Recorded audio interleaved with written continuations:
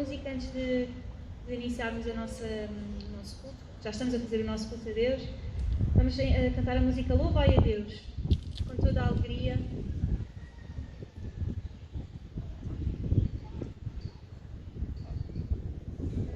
Quem está alegre por estar aqui esta manhã? Boa! Então vamos expressar esta nossa alegria através do louvor ao nosso Deus, ok?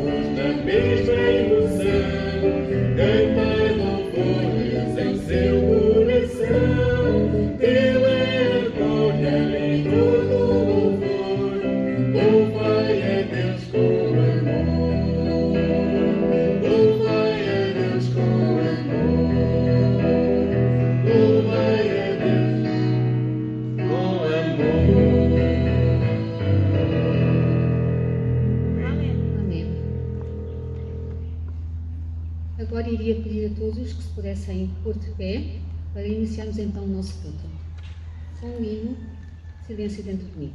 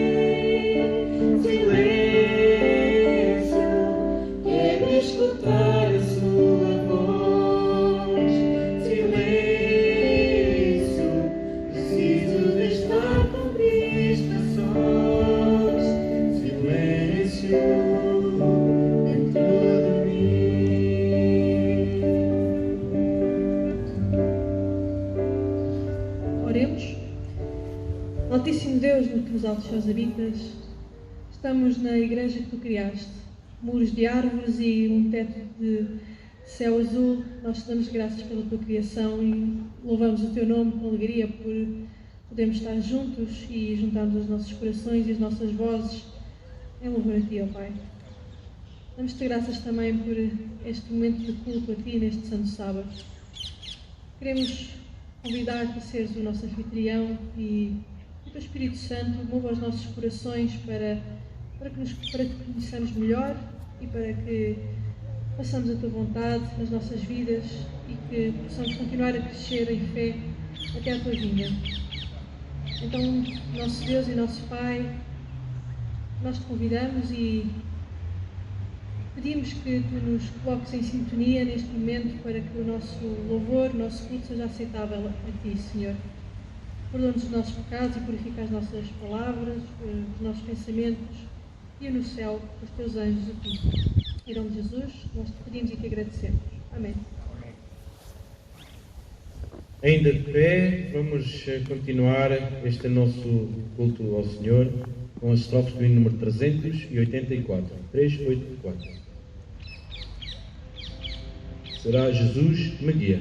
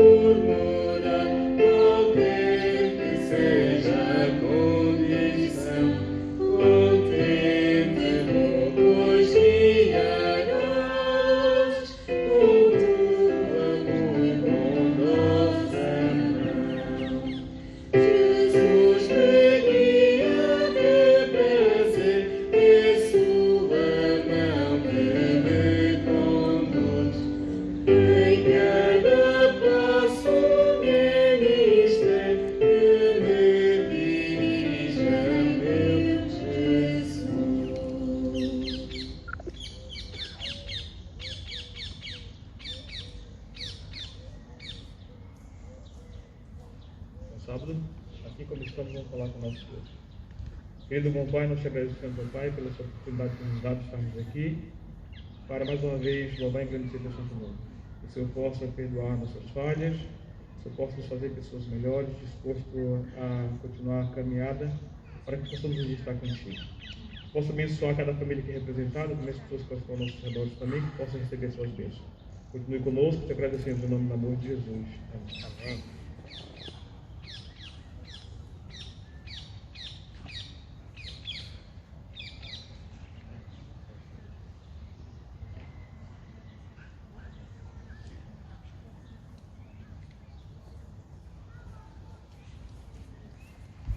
Pode sentar.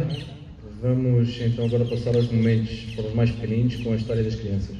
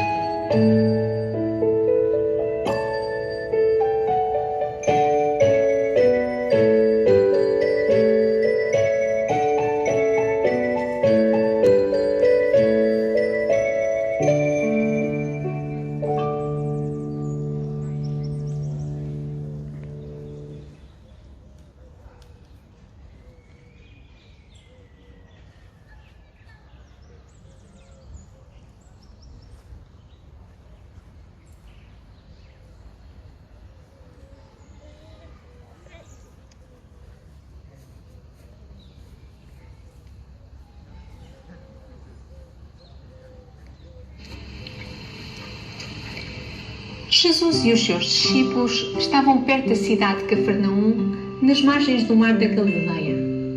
Numa tarde, depois de um dia de trabalho agitado, no qual Jesus ensinou e curou a multidão que o seguia, Jesus disse aos seus discípulos: Estou muito cansado. Vamos de barco até à outra margem do lago.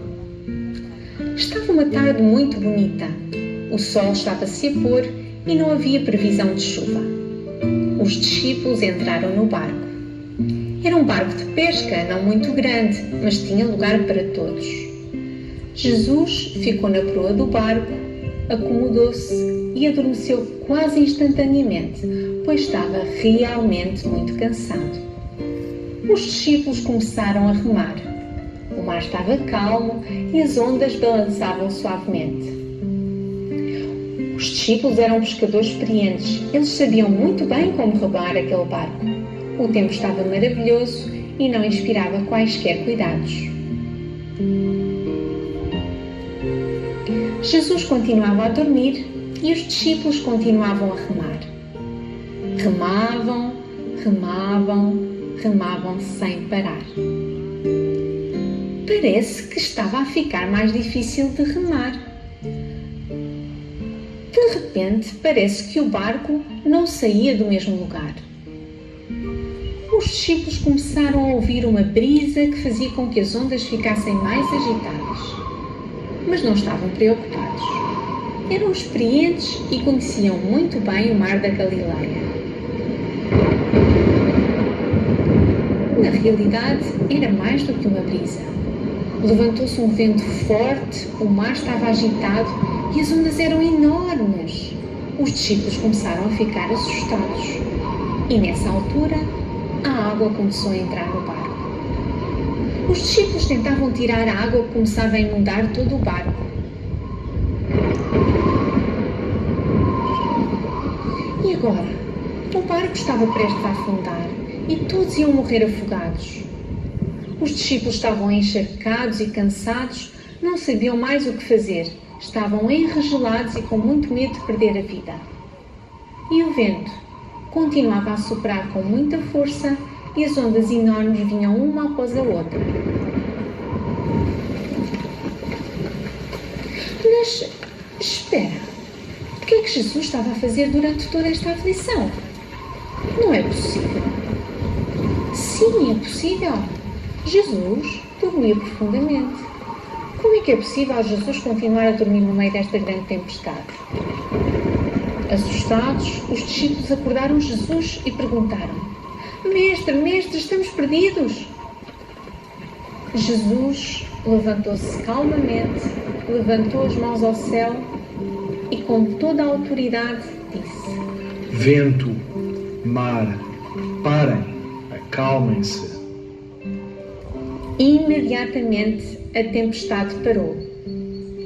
Uau! Incrível! Como é que Jesus fez isto? Perguntavam os discípulos uns aos outros. Estavam todos admirados. Nunca tinham experienciado algo semelhante. Nesse momento, Jesus olhou serenamente para eles e disse: Por que estão com medo, homens de pouca fé? Jesus estava triste, porque os discípulos já estavam com ele há tanto tempo, tinham visto os milagres que Jesus fazia e ouvido o que ensinava, mas ainda não tinham entendido quem ele era, que ele é o poderoso Deus que veio para nos salvar. Ainda espantados com o que viram, os discípulos diziam uns para os outros: Mas quem é este que até o vento e o mar lhe obedecem?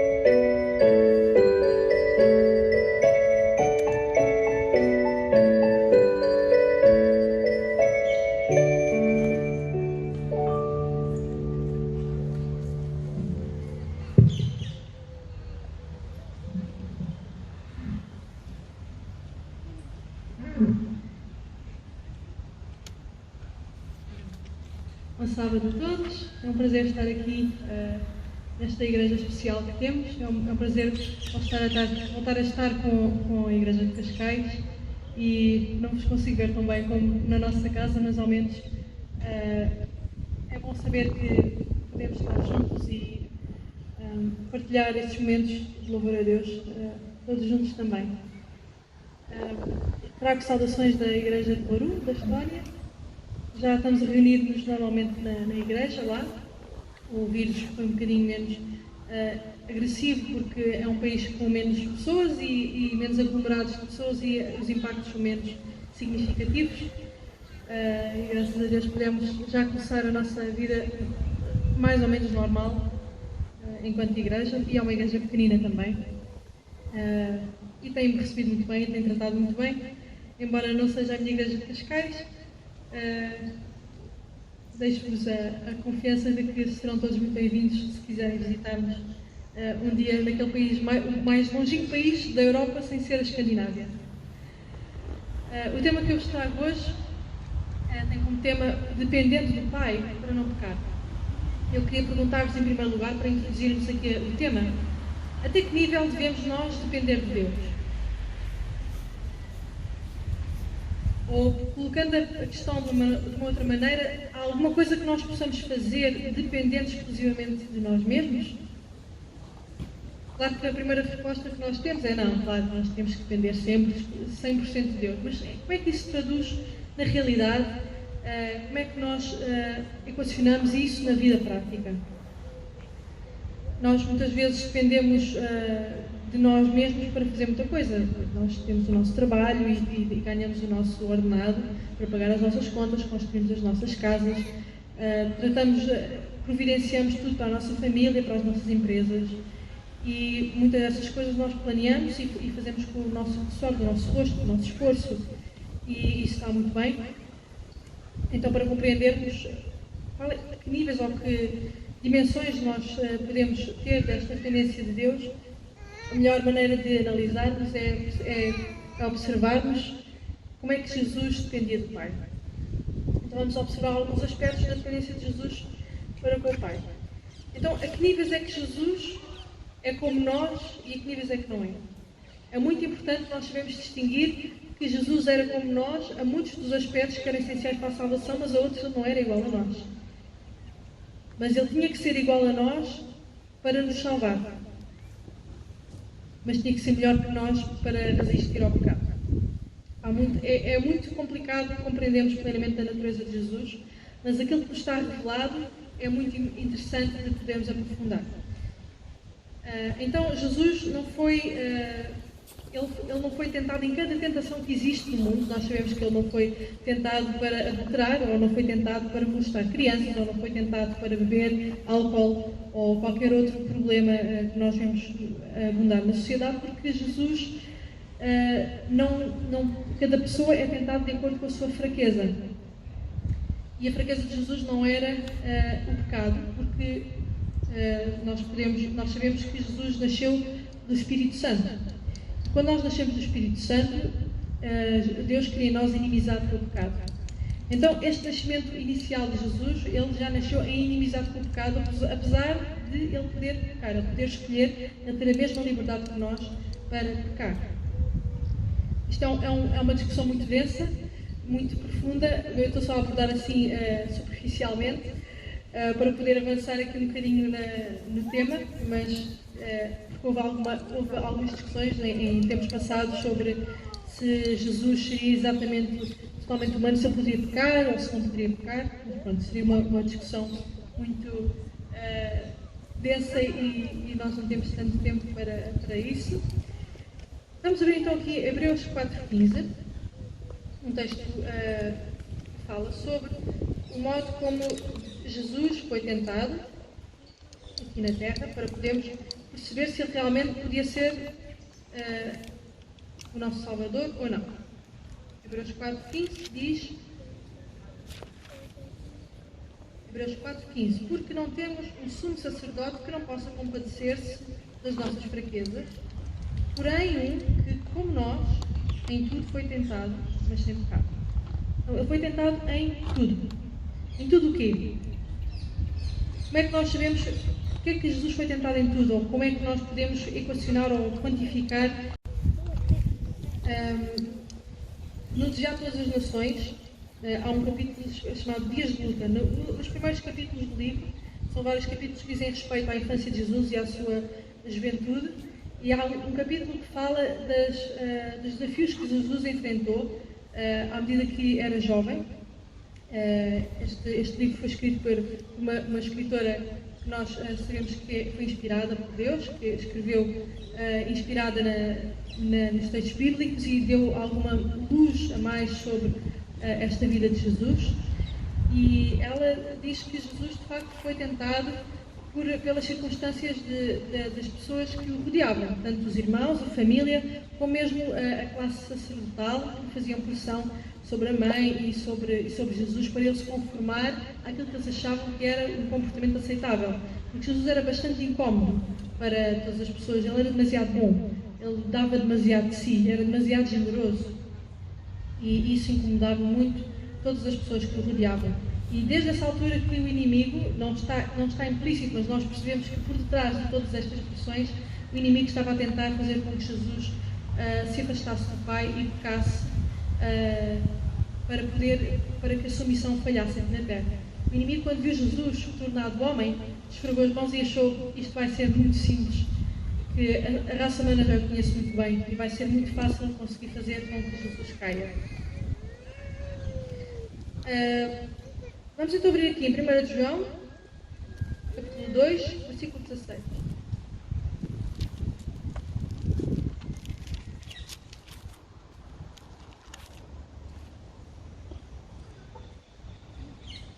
João, capítulo 2, versículo 16.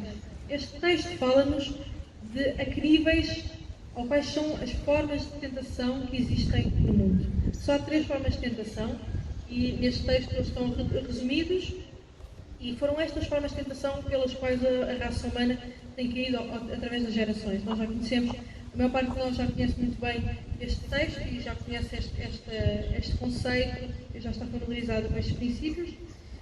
E o apóstolo Paulo diz, o apóstolo João diz, porque tudo o que há no mundo, a concupiscência da carne, a concupiscência dos olhos e a soberba da vida, não é do Pai, mas do mundo.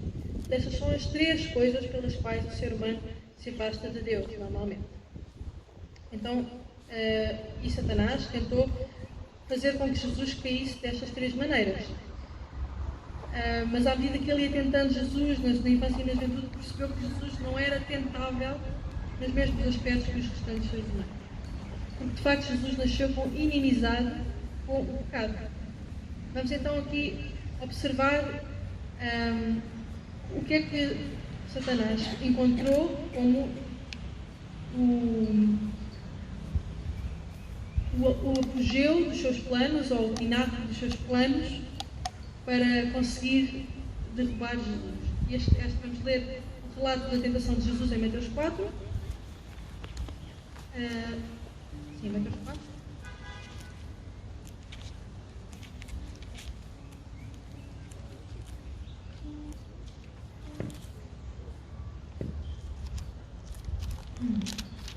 Mateus 4 diz que Jesus foi conduzido pelo Espírito ao deserto para ser tentado pelo diabo. Estamos todos juntos? Mateus 4, a partir do versículo 1. E tendo jejuado 40 dias e 40 noites, depois teve fome.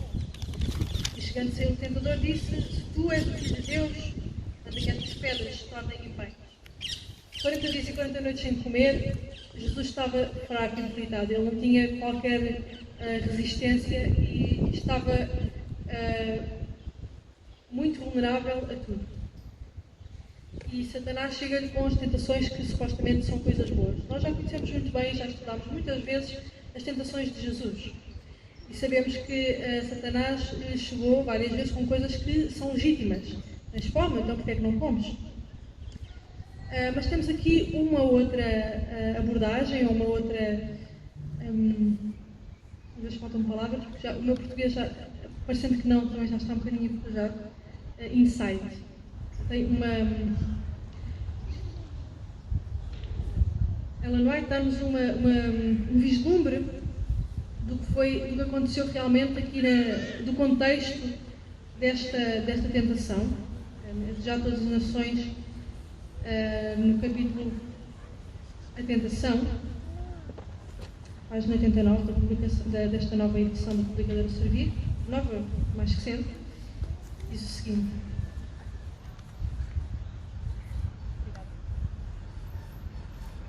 Esta máscara vai continuar a ser o que eu disse.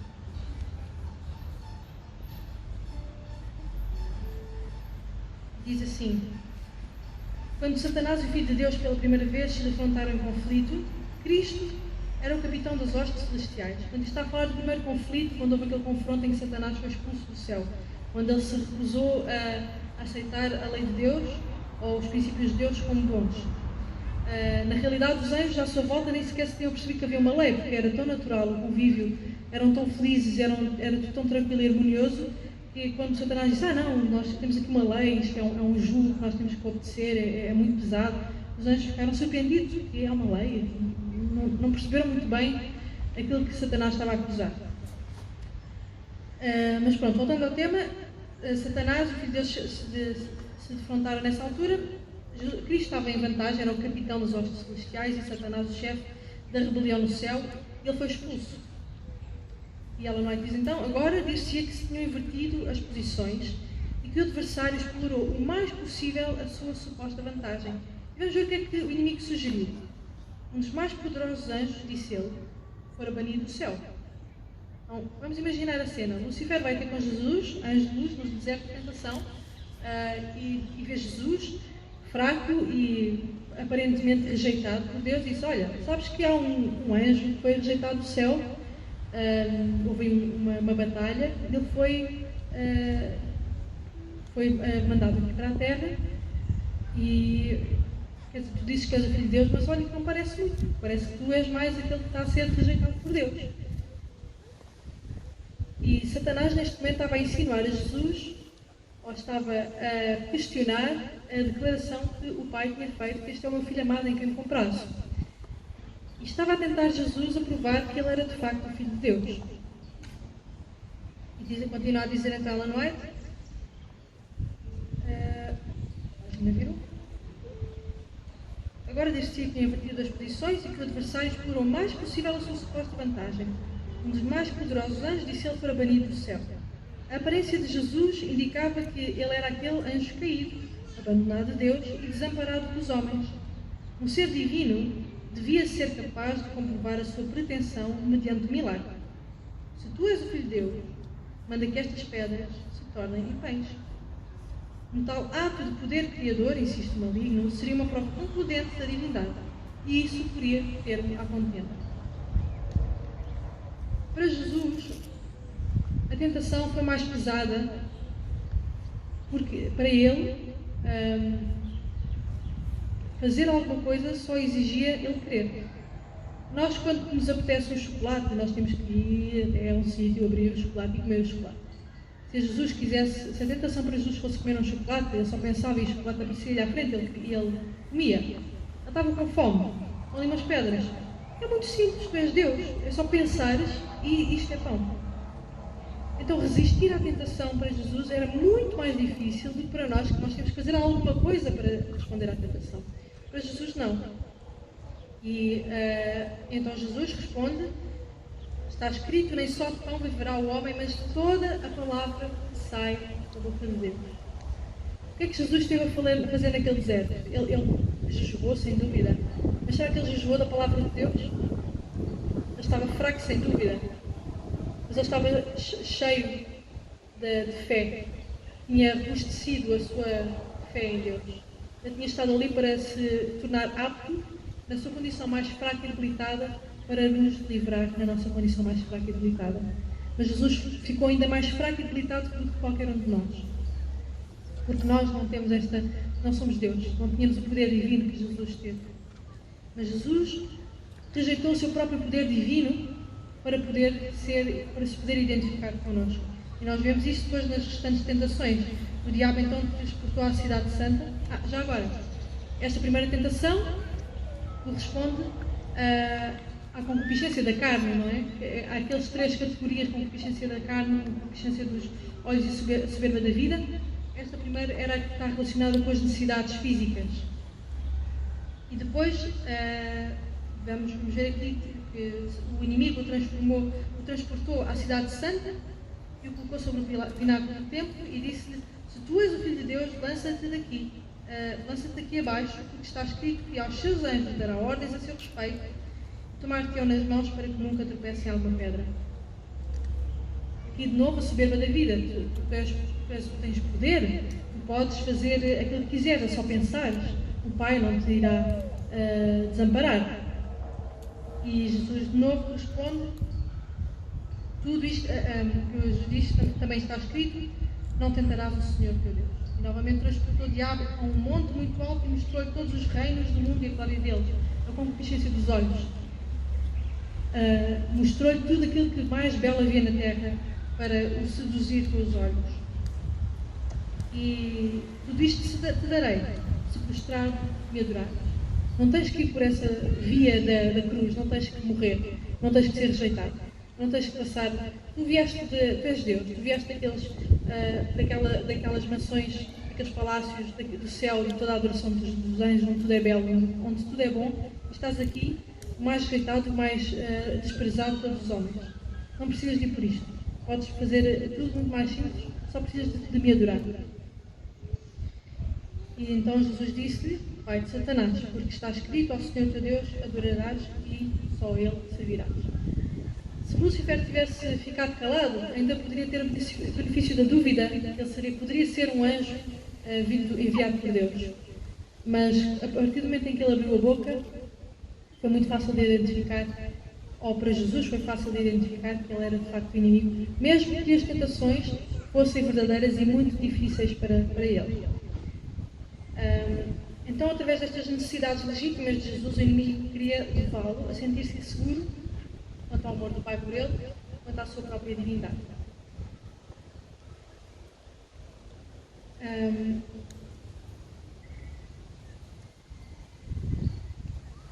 Esta era a tentação, era a fraqueza de Jesus.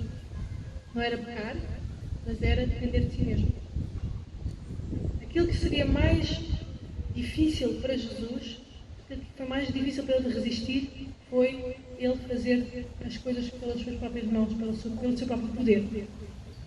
Quando ele viveu aqui na Terra, todo o seu esforço foi permanecer em comunhão com o Pai, para poder, apenas através do Pai, trabalhar na Terra. Claro que ele foi carpinteiro, claro que ele fez muitas coisas que aos humanos é normal fazer. Ele não estava sentado no banco à espera que Deus fizesse tudo por ele. Deus leva-me, agora faz o trabalho por mim, porque eu não posso fazer nada pelas minhas forças. Não é isso. Jesus não podia usar o seu poder divino. Podia usar tudo o que era humano, mas não podia usar todo o seu poder divino. Mas, por vezes, podia parecer que a barreira era muito ténue. Por isso, por essa razão, a total dependência do Pai é a única coisa que podia tornar humano e um sacrifício válido em favor dos homens. Só sendo totalmente dependente do Pai é que Jesus podia ser um sacrifício. Senão, não seria humano.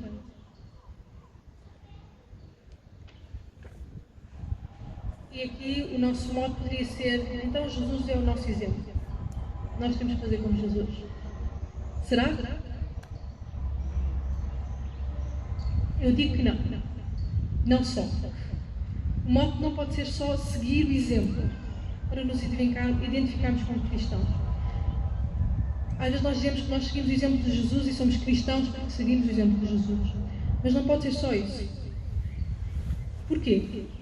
Porque aí nós estamos a ver e a copiar. Ou seja, nós vemos Jesus e fazemos aquilo que Jesus fez, que era o que quer que fosse. Estamos a tentar fazer pelos nossos meios aquilo que Jesus fez pelo poder do Pai.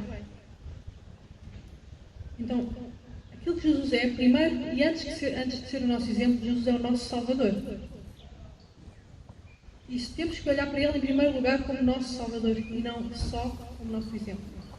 Se buscarmos somente nele um exemplo, é retirarmos um ponto importante da equação, porque nós não dependemos apenas do Pai. Nós dependemos de todos. O Pai é o nosso mantenedor, mas Jesus é o nosso Salvador. Foi Ele que nos substituiu na sua morte para que pudéssemos ter acesso ao Pai. Se tudo o que virmos em Jesus for um bom exemplo, então Jesus não seria mais do que um homem bom. Mas se o vermos como nosso Salvador, em nós há uma resposta espontânea de amor para com Deus. Nós vamos aceitar o sacrifício de Jesus para podermos receber o amor do Pai. E só então é que a nossa vida seguirá o exemplo de Jesus. Temos que aceitar este sacrifício que Jesus fez por nós para podermos receber as bênçãos que vêm do Pai. E não só isto. Só depois nós aceitarmos este amor do Pai, só depois aceitarmos a redenção de Jesus, o Espírito Santo, como terceira pessoa de divindade, vai operar em nós a transformação que vai fazer com que nós façamos como Jesus fez. Já não somos nós a copiar o exemplo de Jesus, mas é o Espírito Santo a trabalhar em nós a conduta que Jesus tinha aqui na Terra. Nós vamos passar a fazer como Jesus fazia, porque o Espírito Santo trabalhou em nós. E nós vamos ver em nós esse trabalho e vamos confirmar que somos cristãos, porque vemos que aquilo que nós fazemos corresponde ao que Jesus fez. Então a equação é completamente ao contrário. Nós vemos em Jesus o nosso Salvador e ao aceitarmos a sua salvação em nosso favor, nós somos postos em contacto com o nosso Pai do Céu, que quer estar perto de nós e que não podia por causa do pecado. Esta barreira que Jesus derrubou com a sua morte ao ter uma vida perfeita passa a ser a ligação que nós temos mais próxima com o Pai. E aquilo que Deus sempre ansiou desde a eternidade, que é estar perto de nós. E através de Jesus isso foi possível de novo, fomos redimidos, fomos purificados, já não estamos separados pelo nosso pecado perante Deus. E para além disso, ao aceitarmos isto, o Espírito Santo opera em nós a transformação para que a cada dia nos tornemos mais semelhantes a Jesus. Temos um momento especial antes da conclusão para nos ajudar a meditar nesta dependência que nós precisamos de ter do Pai, tal como Jesus teve, ao aceitarmos a sua salvação.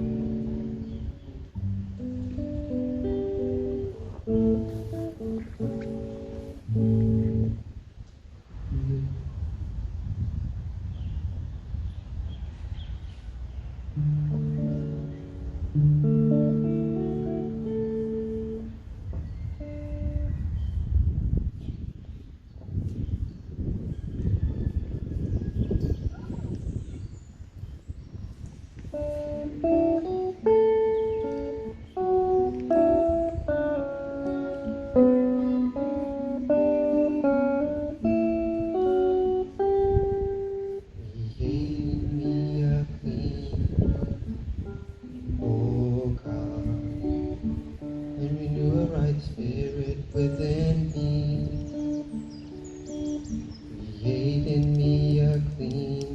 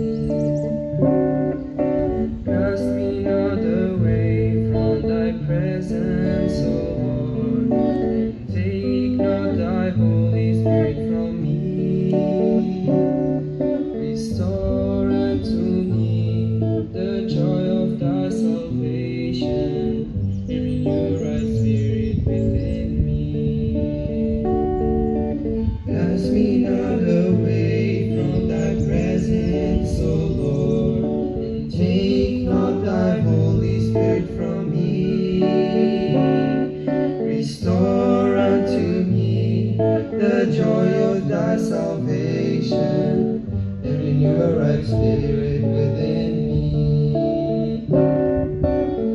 And renew a right spirit within me. And renew a right spirit within me.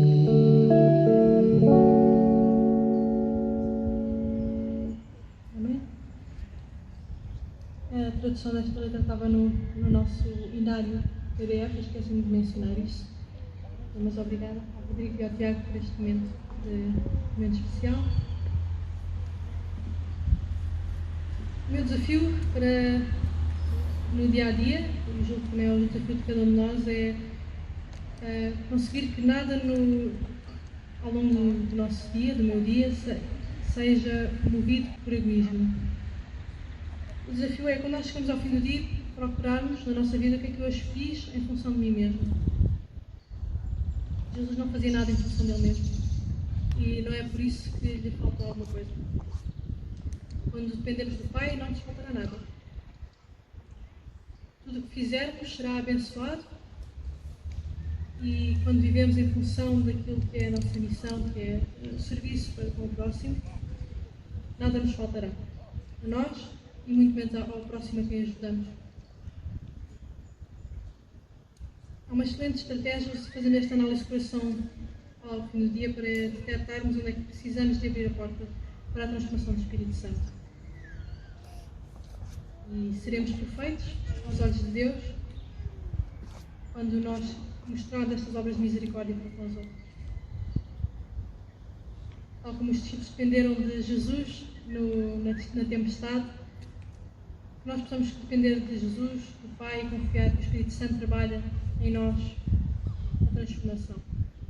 Porque neste mundo nada pode derrubar aquilo que é a propriedade sua. São os seus filhos, aqueles que o aceitaram.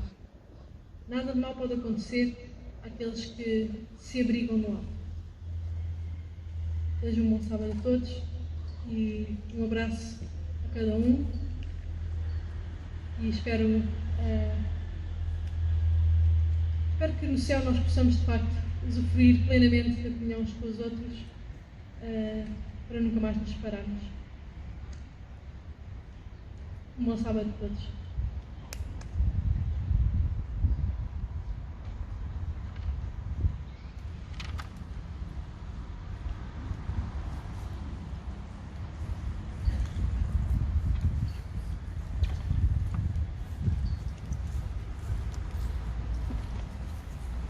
Sábado novamente. Bom sábado novamente. Bom sábado a todos.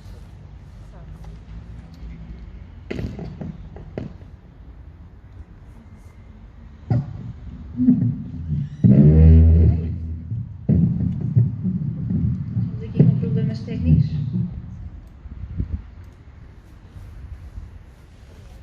Bom sábado novamente a todos, espero que todos estejam muito alegres e muito contentes de podermos estar aqui no meio da natureza, a louvar o nosso Deus e também reunidos em comunhão uns com os outros, apesar da distância. Vamos continuar a cantar mais uma música para o nosso Deus, o hino 379, ao Mestre, o Mar se revolta. Está no PDF que está no grupo do WhatsApp dos anúncios. Quem ainda não tem ou não teve a oportunidade de ouvir, nesse grupo do WhatsApp está lá o PDF que podem abrir, que tem todas as letras das músicas. Portanto, ao Mestre, o Mar se revolta. Quem tiver o inário também poderá abrir no hino 379.